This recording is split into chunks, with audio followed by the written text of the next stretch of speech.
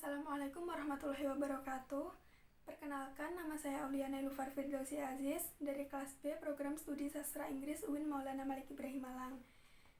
Saya di sini akan menjelaskan tentang kondisi suku-suku di Jazirah Arab sebelum dan sesudah kedatangan Nabi Muhammad SAW. Sebelumnya, ahli sejarah membagi penduduk Jazirah Arab menjadi 3 bagian, yaitu yang pertama Arab Ba'idah, yang kedua Arab Aribah, dan yang ketiga Arab Musta'ribah. Arab Ba'idah atau bisa disebut juga sebagai bangsa Arab yang sudah punah, yaitu orang-orang Arab yang telah lenyap jejaknya dan tidak diketahui lagi, kecuali karena tersebut dalam kitab-kitab suci. Arab Ba'idah ini yaitu suku bangsa Arab yang dulu pernah mendiami Mesopotamia, akan tetapi karena serangan Raja Namrud dan kaum yang berkuasa di Babilonia sampai Mesopotamia pada tahun 2000 sebelum Masehi, suku bangsa ini berpencar dan berpisah ke berbagai daerah seperti kaum Ad dan Samud.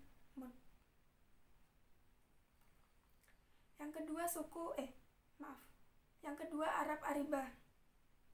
Yang dimaksud dengan Arab Aribah adalah cikal bakal dari rumpun bangsa Arab yang sekarang. Mereka berasal dari keturunan Khotan yang menetap di tepian sungai Eufrat, kemudian pindah ke Yaman. Suku bangsa Arab yang terkenal adalah Jurham, Ya'rob, dan dari Ya'rob ini lahirlah suku-suku Kahlan dan Himyar. Dan kerajaan yang terkenal adalah kerajaan Saba yang berdiri abad ke-8 sebelum Masehi dan kerajaan Himyar yang berdiri abad ke-2 sebelum Masehi. Kemudian yang ketiga ada Arab Musta'ribah. Bangsa Arab Musta'ribah ini sebagian besar penduduk Arab dari dusun sampai ke kota, yaitu mereka mendiami bagian tengah Jazirah Arab dan negeri Hijaz sampai ke lembah Syria. Mereka dinamakan Arab Musta'ribah karena pada waktu Jurham dari suku Khotaniyah mendiami Makkah, mereka tinggal bersama Nabi Ibrahim dan ibunya, di mana kemudian Nabi Ibrahim dan putra-putranya mempelajari bahasa Arab. Keadaan dan agama bangsa Arab sebelum Islam. Keadaan politik bangsa Arab pada zaman jahiliyah tidak memiliki pemerintahan seperti sekarang. Mereka hanya memiliki pemimpin yang mengurus berbagai hal dalam perang damai. Sering terjadi perang antar kaum, antar kabilah, dan antar suku. Bahkan terkadang ada perang yang terjadi sampai puluhan tahun. Sedangkan keadaan politiknya sendiri sesuai dengan tanah Arab yang sebagian besar terdiri dari padang Sahara, ekonomi mereka yang terpenting yaitu perdagangan.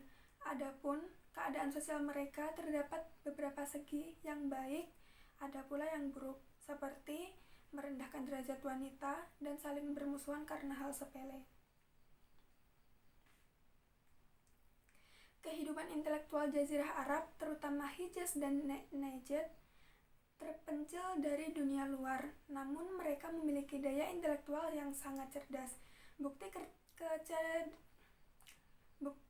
kecerdasan mereka dapat dilihat dari berbagai peninggalan mereka, baik dalam bidang ekonomi, politik, dan sosial. Dan seni bahasa bangsa Arab sangatlah maju. Bahasa mereka sangat indah dan kaya. Catatan keturunan Arab menjadi salah satu hal yang sangat penting bagi bangsa Arab jahiliyah, yaitu Al-Ansab atau catatan keturunan untuk memelihara asal-usul keturunan. Oleh karena itu, bangsa Arab pada umumnya menghafal silsilah keturunannya sampai sejauh-jauhnya. Sebelum Islam, penduduk Arab menganut agama yang bermacam-macam. Agama-agama yang ada pada saat itu antara lain Yahudi, Nasrani, Majusiyah, Syirik, dan Al-Hunafa. Dan Jazirah Arab telah dihuni oleh beberapa ideologi keyakinan keagamaan. Bangsa Arab sebelum Islam telah menganut agama yang mengakui Allah sebagai Tuhan mereka. Kepercayaan ini diwarisi turun-temurun sejak Nabi Ibrahim dan Ismail yang dalam Al-Quran disebut dengan agama Hanif. Dan kepercayaan yang menyimpang dari agama Hanif disebut dengan Wathniyah, yaitu agama yang mempersyarikatkan Allah dengan mengadakan penyembahan kepada ansab Ausa, dan Asnam. Agama Masehi yang berkembang adalah sekte Yakubiyah yang mengatakan bahwa segala perbuatan adalah kehendak tabiat Tuhan. Namun, semua keburukan tersebut berubah setelah kedatangan Nabi Muhammad SAW membawa Islam. Dengan agama Islam, bangsa Arab tampil sebagai kaum yang berpikiran maju dan mengembangkan tradisi baca tulis. Bangsa Arab yang dulunya nomaden berubah menjadi kaum menetap dan berkemampuan mengembangkan negara. Islam membawa banyak perubahan, seperti menghilangkan kemusyrikan, menghapus perbudakan, perzinaan dan perjudian ditinggalkan, memuliakan wanita, dan lain-lain.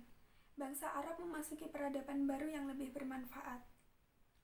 Sekian dari penjelasan saya, kurang lebihnya mohon maklum dan dimaafkan. Terima kasih. Wassalamualaikum warahmatullahi wabarakatuh.